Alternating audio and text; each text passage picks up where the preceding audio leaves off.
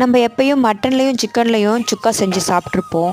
இப்படி கோவக்காயில் சுக்காவை ட்ரை பண்ணலன்னா வீடியோவை சேவ் பண்ணிவிட்டு இன்றைக்கே இதை செஞ்சு பாருங்கள். இதுக்கு ஒரு கடாயில் ஒரு டேபிள் ஸ்பூன் அளவுக்கு எண்ணெய் சேர்த்துட்டு ஒரு டேபிள் ஸ்பூன் வேர்க்கடலை, எள், 4 காஞ்ச மிளகாய், கடலைப்பருப்பு, 5 பல் பூண்டு, மல்லி விதை சேர்த்து வறுத்துட்டு ஆறினதும் மிக்ஸி ஜாரில் போட்டு நல்லா பொடியாக அரைச்சி வச்சுக்கோங்க. அது அப்படியே இருக்கட்டும். இப்போ மறுபடியும் கடாயில் எண்ணெய் விட்டுட்டு கட் பண்ணி வச்சுருந்த கோவக்காய் இதில் சேர்த்து நல்லா சுருளை வதக்கிட்டு இது கூட உப்பு, மிளகாய்த்தூள், மஞ்சள் தூள் சேர்த்து நல்லா வறுத்து விட்டுக்கோங்க. இப்போ இது கூட அரைச்சி வச்சிருந்த பொடியும் சேர்த்து வதக்கிட்டு கூடவே பொடியை நறுக்கின பச்சை வெங்காயம், ஒரு கைப்பிடி கொத்தமல்லி சேர்த்து வதக்கிட்டு ஸ்டவ் ஆஃப் பண்ணிக்கோங்க. அவ்வளோதாங்க. இப்போ அருமையான சுவையில் கோவக்காய் சுக்கா ரெடி பண்ணியாச்சுங்க.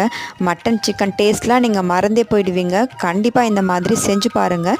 இதுக்கு கூடவே ஒரு கரண்டி அளவுக்கு குதிரைவாலி கஞ்சி எடுத்துக்கோங்க.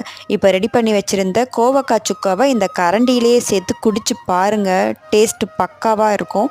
இதே மாதிரி கோவக்காய் சுக்காவை செஞ்சு பாருங்கள்.